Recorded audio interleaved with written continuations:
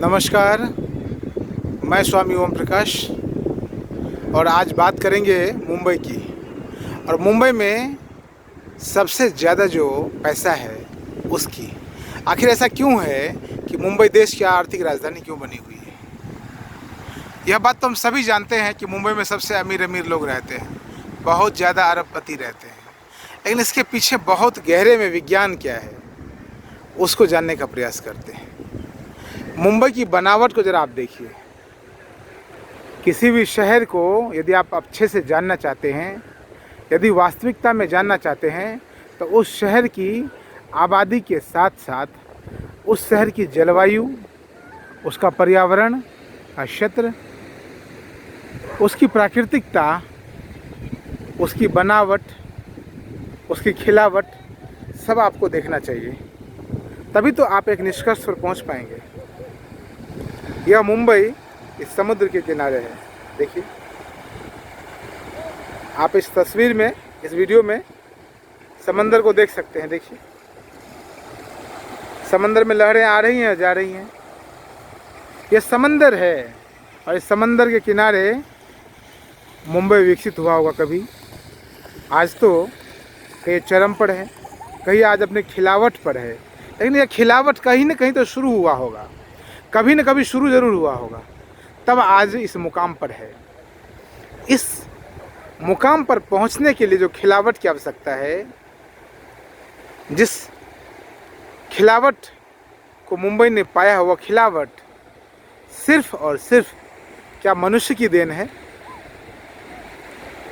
कि मुंबई के लोगों ने बहुत मेहनत किया, बहुत पैसे कमाए, विदेशों से पैसा आया होगा, जिस भी प्रकार से बिजनेस बढ़ा होगा, बंदरगाह के रूप में इसका इस्तेमाल हुआ होगा, जहाज़ों से माल सामान आता होगा विदेशों से, उस तरह से यहाँ पर व्यापार विकसित हुआ होगा।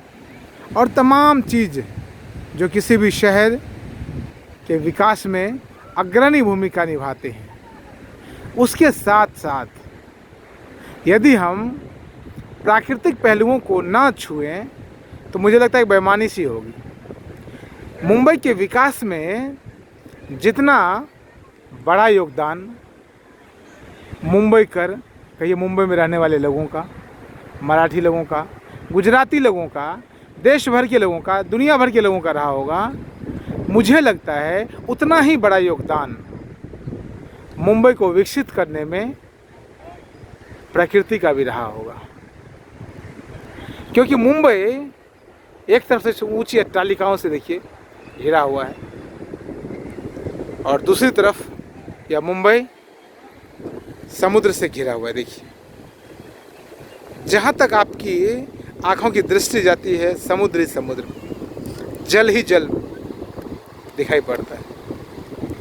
इसी मुंबई में समंदर भी है और मुंबई के पास थोड़ा थाने या उधर थोड़ा दूर चले जाएं, 50-60 किलोमीटर के दायरे में, तो आपको हिमालय का रेंज भी नज़र आएगा। नहीं, हिमालय मुंबई में नहीं है। मैं यह नहीं कह रहा हूँ कि हिमालय मुंबई में है।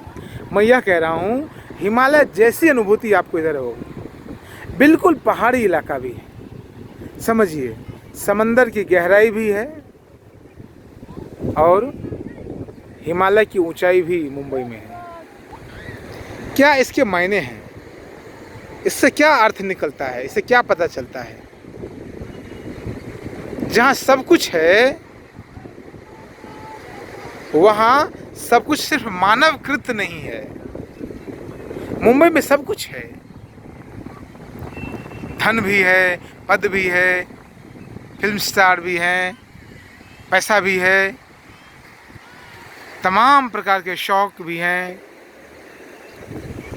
तो इसके पीछे सिर्फ और सिर्फ मानव की कल्पना नहीं है, मानव की रचना नहीं है। प्रकृति ने जितना मुंबई को दिया है, उसी एवज में, उसी की बराबरी में, उसी के अनुपात में मनुष्यों ने मुंबई को विकसित किया है। कोई भी शहर जो विकसित होता है, जो अपनी ऊंचाई को छूता है, जो शीर्ष नेतृत्व को प्राप्त करता है, उस शहर के विकास में वहाँ के लोगों के साथ, वहाँ के जनजीवन के साथ वहाँ के प्राकृतिक जीवन का बहुत बड़ा योगदान रहता है। मैंने कहा इस मुंबई में समंदर है, जल है। जल का एक गुण आपको पता है? जल का एक गुण है तरलता, तरल है। देखिए कितना आसानी से जल अपना रास्ता बना लेती है। पानी बहुत आसानी से अपना रास्ता बना लेती है। पानी अपना रास्ता बनाने के लिए सोचती नहीं है, बस चलती रहती और रास्ते बनते चले जाते हैं। व्यापारी वर्ग, मैंने कहा जो गुजरात से आए, जो देश के अलग अलग भागों से मुंबई आए, व्यापारियों की एक खास बात होती है, व्यापारियों का एक खास गुण होता है। वह गुण होता है कि उनके भीतर तरलता बनी रहती है। जल की भांति व्यापारी वर्ग होते हैं, जब जैसा तब तैसा।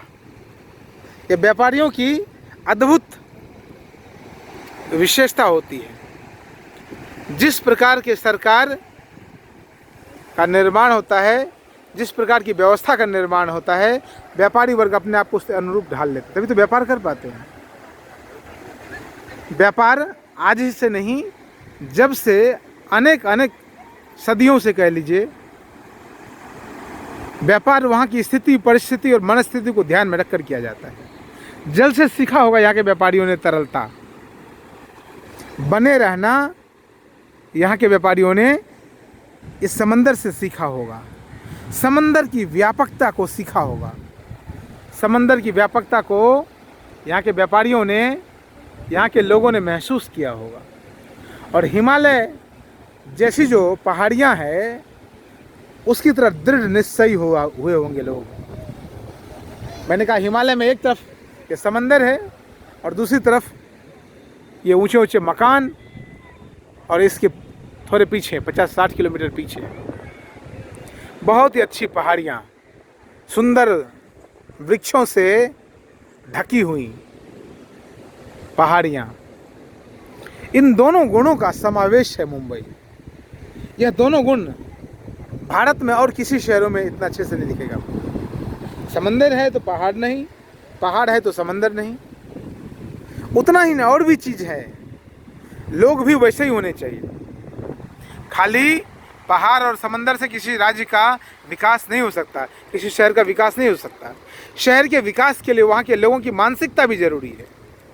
इसलिए मैंने कहा जो गुजराती मित्र, जो गुजराती व्यापारी और देश भर के जो व्यापारी यहाँ आए होंगे, उन्होंने समंदर से तरलता सीखा होगा और चट्टानों से चट्टानी एकता सीखी होगी, चट्टानी दृढ़ निश्चय सीखा होगा, और उसके पश्चात उन्होंने स्वयं का विकास किया होगा। और स्वयं के विकास के साथ शहर का विकास हो जाता है। एक एक व्यक्ति यदि विकास करना शुरू कर दे तो वह समाज विकसित हो जाएगा, वह राष्ट्र, वह स्थान विकसित हो जाएगा। और यही मुंबई के साथ हुआ। तो मैं आपको इस निष्कर्ष पर लाना चाहता था कि मुंबई के विकास में इन समंदर का और पहाड़ियों का बहुत बड़ा योगदान रहा है। और साथ ही मनुष्य ने इन दोनों प्राकृतिक गुणों को सीखकर अपनी क्षमता को बढ़ाने का काम किया है। यह कहीं और भी हो सकता है, लेकिन वहाँ के मनुष्य को भी यदि विकसित होना होगा, वहाँ के मनुष्य को भी यदि अपना विकास करना होगा, तो उन्हें भी प्राकृतिक गुणों को सीखना होगा। और प्राकृतिक गुणों को सीखकर वो भी अपने विकास कर सकते हैं। तो मैं आपसे यह निवेदन करता हूँ कि प्रकृति को जानिए, प्रकृति के भीतर के अद्भुत गुणों को जानिए। कभी समंदर की सैर कीजिए, कभी हिमालय की सैर कीजिए, कभी रेगिस्तान में भी कुछ है उसे भी अनुभव में लीजिए और अपने जीवन की विराटता को बढ़ाइए। प्रकृति की विराटता को सीखकर, प्रकृति की विराटता से सीख लेकर स्वयं के जीवन को विराट बना लीजिए। बहुत बहुत धन्यवाद, बहुत बहुत धन्यवाद।